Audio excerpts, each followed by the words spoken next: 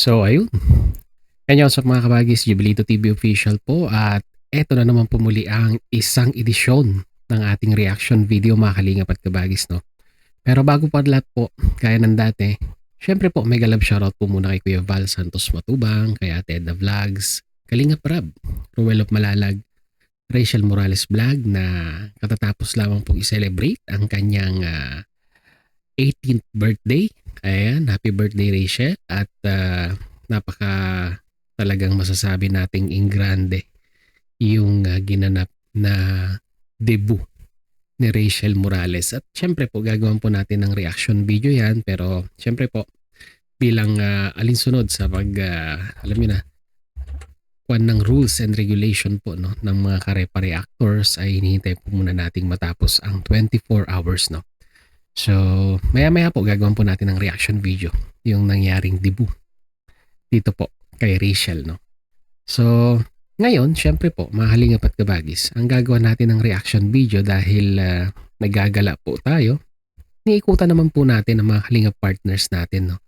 Mga kalingap at kabagis. At for today's reaction video, ang gagawa naman po natin ng reaction ngayon ay si Mr. Benty Boy. Ayan. Dahil po, nantig ako dito sa pinuntahan niyang isang pamilya. Actually, isang bata ang pumukaw ng aking atensyon dahil sa murang edad ay napakabibo po niyang sumagot sa mga tanong ni Mr. Benty Boy, no. At di umano, itong bata rin daw pong ito ang nag-aalaga sa kanyang nanay na meron pong diferensya or merong konting problema po, no, mentally. So dito mga kalingap at kabagis, sabay-sabay po nating panoorin at sabay-sabay po tayong ma-amaze mga kalingap at kabagis dito po kay Danica at pakinggan po natin at panoorin ang kwento po ng kanyang buhay. Narito po yun. Ano yan, Nini, Tutoy? Nini. Nini, Mainit, mahal. Nini, anong pangalan mo? Danica. Danica? po. Sino O di ba napakabibo po niya sumagot. kasama mo sa bahay? Mama. Saan ang, turo mo sa akin si mama mo? Turo mo sa mama mo. Sama mo sa bahay. Samahan mo sa bahay May mo. problema Dito parang medyo hesitant pa si Danica dahil syempre first time niya lang makita si Mr. Benty Boy. Pero later on makikita po ninyo kung paano po siya makipag-interact o paano siya sumagot sa mga tanong ni Mr. Benty Boy na talagang ma-amaze po kayo dito po sa batang ito. may problema kayo? Wala. Anong problema nyo? Wala pong Tulog daw. Ha? Tulog lang daw. Na hindi makatulog si mama mo? Opo. Dahil sinusuntok mo para makatulog. Di joke lang. Tara, samahan mo ako dali. Samahan mo si mama mo. Ito si ate. Yung mga marites natin dyan sa tabing kalsada. Joke lang po. Ate, ano ang pangalan mo? Jessica Pakin. Salamat kay Ate Jessica sa pag-repair sa amin dito. Ayan, kasi parang ang nangyari dito ay minessage yata yung kapatid ni Mr. Benty Boy, no, para masilip naman at mabigyan ng maaaring pwedeng maitulong po dito po sa pamilyang ito. Minessage po yata yung kapatid ni Mr. Benty Boy at hindi naman po nagdalawang isip si Mr. Benty Boy at pinuntahan niya nga po itong pamilyang ito. Ito kaya no?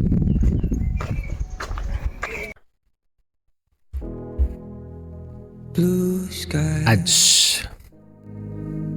So Tuloy natin.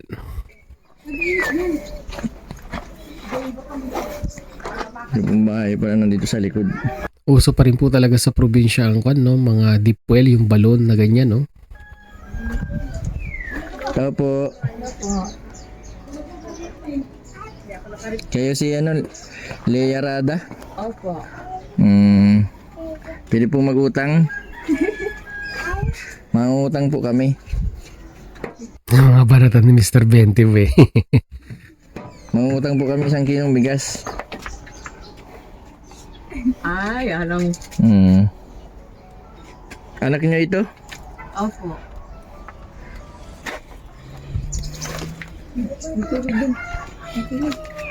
Yung dalawa lang pala dito ni mama mo nakatira? Mm-mm. Hmm. Opo. May kapatid ka pa? Meron. Wala Hmm. po. Meron po.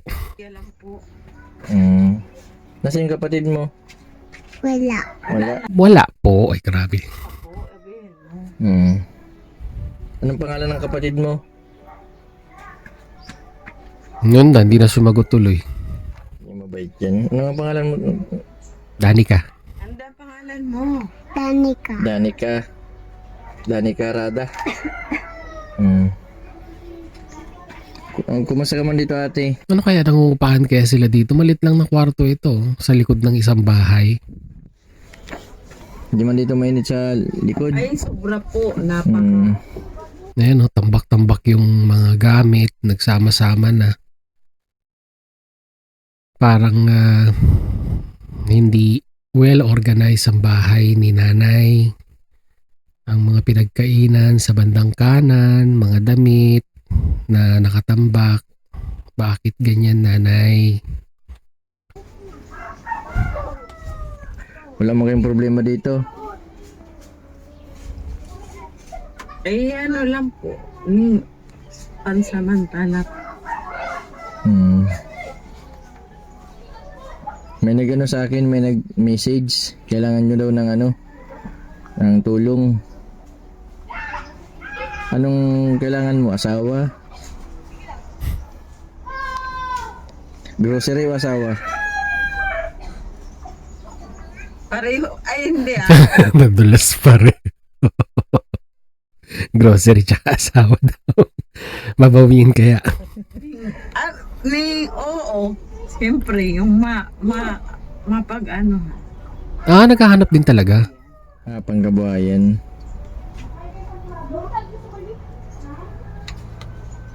Ano kaya? Sinong Rada, asawa mo? Ako po. Leah. Kami Medel. siya. Parang nangyari po yata dito mga Kalingap at Kabagis ko parang iniwan siya nung yung tatay ni Danica. At sila na lamang po ang magkakasama or itinataguyod po ang kanilang buhay. So parang lumalabas na tumakas sa responsibilidad po yung pong dating kinakasama ni nanay. Nasaan yung dalawang mong anak? Nasa una ko pong ano. Unang Asawa. wala na kailang asawa na siya. Ba't kayo naghiwalay ng asawa mo una? Sa pagselos po. Naks naman. Sa selos. Grabe. Alam niyo mga Kalingap talaga ang dahil po talaga nagagawa ng selos, lalong-lalo na sa mga relasyon. Nandiyan yung naghihiwalay, hindi man maghiwalay, lagi nag-aaway, hanggang sa umabot na sa pisikalan. Kaya wala talaga nagagawang mabuti ang selos. Honestly speaking po. Nagselos. Sino nagselos? Yung lalaki po. Ang ganda-ganda ni ate, long hair. Sabi daw na-depress ka daw. Na-stress. Na-stress. Nandun po na ano. Sa pagkukulang ng kaisip, lalo nang walang maano. Siyempre, iisipin niya yung paano sila makakasurvive sa araw-araw, yung supposed to be na breadwinner ay iniwan naman siya. Talagang lahat po ng responsibilidad ay mauuwi po sa kanya hanggang sa siguro po sa sobrang pag-iisip. Ay yun, ganyan ang nangyari kay ate. Kawawa naman po yung mga bata. Makain. Sa pera. Sa pera. Tama nga. Saka yung sa pagselos nga niya. Nagselos siya. Tapos naghiwalay kayo. Mabigat po yun, pera tsaka selos. Namumroblema na sila sa pera tapos sasamahan mo pa ng selos. Ay grabe talaga yan. Talagang mahirap pong solusyonan minsan yung mga ganyang klase ng problema ng isang mag-asawa, ika nga. Oo, hanggang. Dahil nananakit. Yung pa, nananakit pa.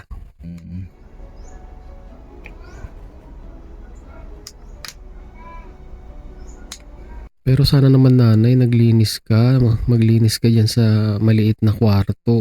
Halo-halo na, grabe. Nagkain na kayo? Danica. Pwede makaupo dito? Ito na, interviewin na ni Mr. Bente Boy si Danica. Ha? Didi. Pwede. Weedy. Ay, sabi ko. Ako si Kuya Jason. Namimigay ako ng 20. Gusto mong 20? Siyempre. Sabi mo may problema ka. Ano yung problema mo? Ah, Well, sabihin mo. Biruin mo sa murang edad, sa musmus na edad, ay namumroblema na po yung bata. No? Ito po yung stage or yung edad na kung saan ay dapat ini-enjoy lang ng bata yung kanyang kamusmusan, pero biruin mo, tinatanong ano ang problema. Just imagine, mga kalingap at kabagis, yung pinagdadaanan po ng batang ito. ano yung problema mo? Tapos sa pagpa-eskwela, pag-aral dahil niya Wala naman daw pala. ma-eskwela na raw. Wala kang problema? Pero si mama mo may problema. Ma-eskwela Wala na raw din. siya. Ma-school ka na, ilang taong ka na baga? Ganito. Ganito, 4 years old. Magaling talaga. Anong gusto mo paglaki mo? Ano raw ang gusto mo paglaki? Anong gusto mo paglaki mo? Teacher. Oh, di ba? Biruin nyo sa ganong edad, alam niya na ang gusto niyang mangyari. Malo ng mga bata. Anong gustong propesyon sa paglaki niya? Teacher. Ayaw po. Good. Yan, anong ginagawa ng teacher? Wala. Wala. Wala daw ginagawa yung teacher. Magbasa, magsulat? Oo. Ay kayo kumukuha ng pambili ng pagkain? Nagtatrabaho lang po. Sino? Mama. Mama, nag-i-extra. Ano ini-extra ni mama mo ang trabaho? Gagamas. Nagagamas? Ikaw, anong ginagawa mo dito? Kasi nagbabantay sa'yo dito. Wala si Poy lang. Ha? Si Poy. Si Si Poy Poy Poy. Di, ibig sabihin mag-isa ka lang dito minsan pag nagtatrabaho si mama mo. Paano ka kumakain? Marunong ka na pakain sa sarili mo? Oo. Opo. Nabungkal kaldero. Nabungkal kang kardero? Nasaan do? Isasarili ka? Pero magluto, sino naluto? Si Mama. Bago Taga-bungkal lang daw ng kaldero si Danica. naalis si mama mo na ano siya, naluto muna. Oo. Opo. Akin, si mama mo daw minsan nagwawala. Totoo yun? Nagwawala? May nagsisigaw? Hindi. Hello. Hindi to. Parang pinagtatakpan ng bata ni Danica. Bakit ganyan ka, Danica, ha? Totoo. Si Ate Jessica, nag-aambog si Ate Jessica. Pag naluluto yan, sir. Pag hindi, Sa utak, sa wisyo niya. sa wisyo, pag nagugutom. Naglalakad pag gabi kasama kong batang. Ibig Ala. sabihin si mama mo naglalakad sa gabi. Anong ginagawa niyo sa labas? Wala. Papahangin. Mapahangin. Sa bapangin. Minsan ang away. Sino nang away? Si mama mo? Oo. Ayun Sino na. ang inaaway? Ako. May naaway. Bahay. Mga kapitbahay. Tinatapon ng mga damit. Ay, tinatapon ni mama mo mga damit? Oo. Bakit? Hello. Kasi luma na. Kasi luma na. Dapat pala laging bago ang damit, ano? Pag luma man nga, itatapon na, ano? Ang talino itong bata. Nika. Sana matupad mo, Danica, yung pangarap mo maging teacher. Pero pag naging teacher ka, huwag kang mamalo sa mga bata, ah. Matanggal ka.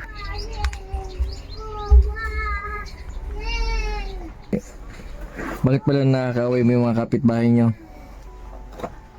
Eh, Pag may tupas yan, pag sir. may tupak lang yan. Sino may... Aminado naman si nanay. Ako. Mm, Pag may tupak, yan. Pag inaabot ng katupakan. Pero ano ba, pag alam mo yung ginagawa mo, halimbawa nakikipag-away ka sa mga kapitbahay mo, alam mo yung ginagawa mo, hindi. Alam, dahil Kasi pag halimbawa nawawala sa sarili, halimbawa na may depression, may stress, minsan hindi nila alam kung anong ginagawa nila. Wala pa may sumpong. O yun nga sir, pag may sinusumpong. Pag sinusumpong lalo ka? na pag walang isang maiano sa isang Pagkain. Paano pag nawalan ka ng trabaho, saan ka kumukuha ng pambiling pagkain? malakad papunta dun sa kamag-anak. Pag wala, wala. Pag wala, tutulugan. Ayun lang. May iniinom kang gamot na maintenance Wala sa nga, depression. wala nga sir. Danica, gusto mong ipagamot natin si mama mo? Kung papapiliin ka, ano yung gusto mo? Bigas o TV? Bigas. Oo. Kasi sa murang edad, mga kalingap at kabagis, no, nararanasan niya na yung hirap. Kaya, syempre, pag pinagpili, uunahin talaga yung pagkain. Yan ang baby. Para may makain. Nagiinom ka pa ng gatas? Mm. May gatas ka pa? Mayo na. Wala na. Meron, wala na. Yan ang iniinom mo pag umaga. To the point ka. Ah, Galing. Na ako. nagbibili ka ng ano? Anong binibili? Ng kape. Kape? Wala kape. 4 years old ka pa lang, nagkakape ka na. Kawawa. Dapat gatas. Para tangkad ka. Tapos nakakapaganda pati ang gatas. Hindi advisable ang kape sa bata. Opo. Pag tinatanong, sagot agad. Kaya mo pagbalik ko, bibilang kita ng ano, gatas. Anong gusto mong gatas? Wala. Bear Brand? Hindi pa yata nakatikim ng gatas. Or bibihira po nakatikim ng gatas itong si Danica. Alas ka? Alas ka. Bear brand. Oh, sinisigundahan ni nanay. Bear Brand ang ginagatas ito. Ayaw mong gatas na pang baby? Buna? Ha? Ito si Relax. Alam mo yung si Relax? Ang buna, yung baby niya. Nestogin. Pero 4 years old, pwede na dito ang ano. 4 years old, dapat nagano na ito eh, nursery, May eskwela na nga. daycare. Wala man po ay. May eskwela na ngayon June. Okay mo, eskwela ka na ngayon, Jun? Opo, Opo. yun. Ako na sa'yo mabili ng bag. Gusto mong bag? Opo. Sa gamit. Very good. Pero mag-aral ka mabuti. Opo. Opo. Hindi ka ba nahirapan pag may maliit kang bata? Hindi. Kaya na pagtatrabaho ka, paano? Sinong iniwan mo dito? May supli po ako pag mag-iit na kapatid ko. Hindi ko man yan iwanan na Mag-isa lang. Minsan, Tapos minsan nasa kapitbahay, may taga-tingin niya. binibilin mo lang sa kapitbahay. Dahil hindi ko man yan iwanan. Buti natatanggap ka man sa trabaho.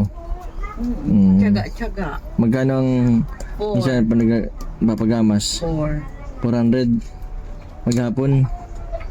Ano yan, libre pagkain? Hindi. Hindi. Yun lang.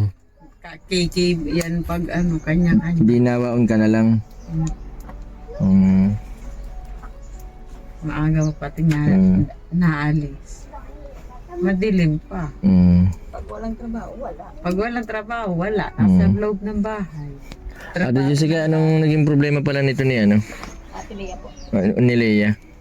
Pag nung nanganak po iyan, naligo ng maaga, hindi pa man oras ng pagpaligo niya. Simula noon. Yung naligo ng Aalahan po ng hangin. yung pag-anak. Ay, nabukay Ah, na okay.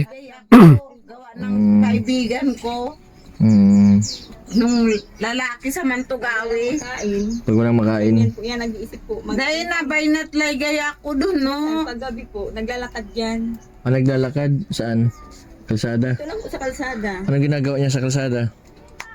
Ewan ko dyan, sir, kung anong ginagawa niya. Nung nakaraang, nung may tupak yan niya, nung nakaraang buwan, natulog yan doon sa may kilati, Ate Asa. Sino kasama? Yan lang. Dahil man ako, bako Na naman ako bata. natulog, nagtambay kami doon. Hating gabi. Atang gabi? Umaga po si Danica, doon natulog na. So yun ang mga kalingap at kabagis, no? Mahaba na yung iniistorya ni ate. Para po sa full video, panoorin na lang po natin sa official YouTube channel ni Mr. Benty Boy. Ang title po is Part 1. Sa murang edad, siya ang nag-aalaga sa kanyang inang may sakit sa pag-iisip. Well, mga kalingap at kabagis, no? Talagang ito po yung realidad na nakakalunos na makita at mapakinggan sa mga istorya ng buhay ng mga kababayan po nating ganito po ang pinagdadaanan. Lalong-lalo na po, no, yung mga iniwan or nagkaroon po ng separation ang kanilang mga nanay at tatay, na kung saan ang impact po, lalong-lalo na yung damage na nakikreate ng ganitong klaseng senaryo ay lagi pong sa mga bata.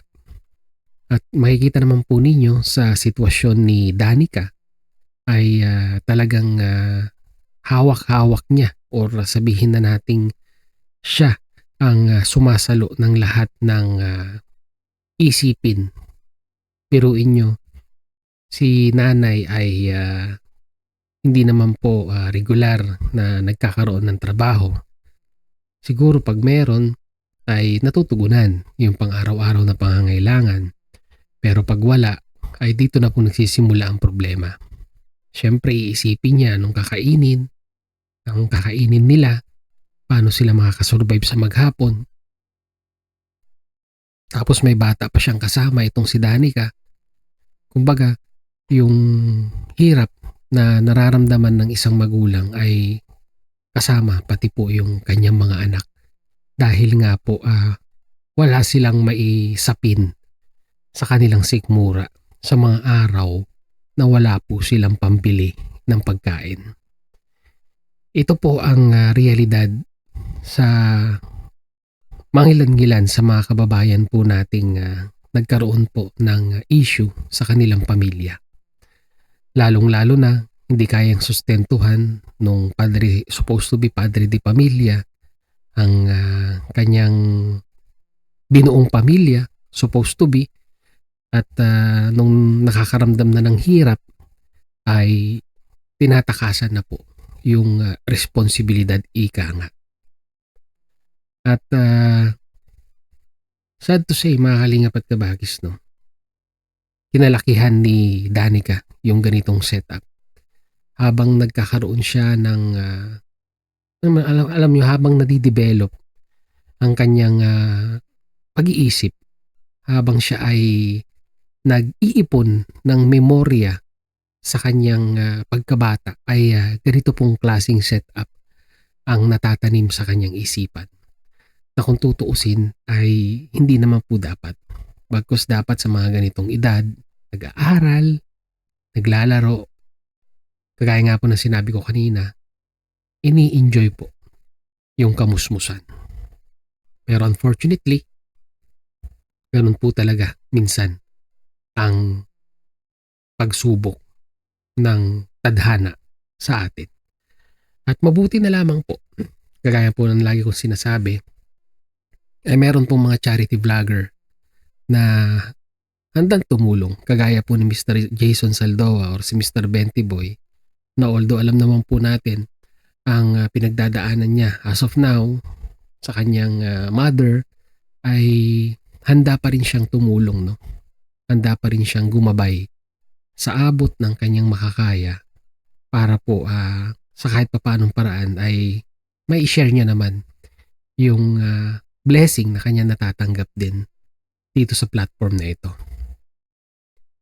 So yun, mga kalingap at kabagis, no? Mag-comment po kayo sa ating comment section kung ano naman po inyong masasabi, opinion, reaction dito nga po sa buhay ni Danica at ng kanyang nanay na talagang nakakalungkot, mga kalingap at kabagis. Sana ay matulungan ni Mr. Benty Boy at sa mga butihing sponsor ni Mr. Benty Boy ang kalagayan po ng batang ito. So, yun, mga kalingap at kabagis, hanggang dito na lamang po, no? Sa mga hindi pa po nakasubscribe sa channel po natin, Jubilito TV Official, subscribe nyo na po. Sama nyo na po ang ating official FB page na may title pong Paksa ng Buhay, Aking Gabay. So hanggang dito lang mga kalingap at kabagis. Once again, Jubilito TV Official. Proud member po ng Team Coos and at the same time po, proud member ng Karepa Year 2024. So I always say mga kalingap and kabagis, peace, God first. God bless po. Abush!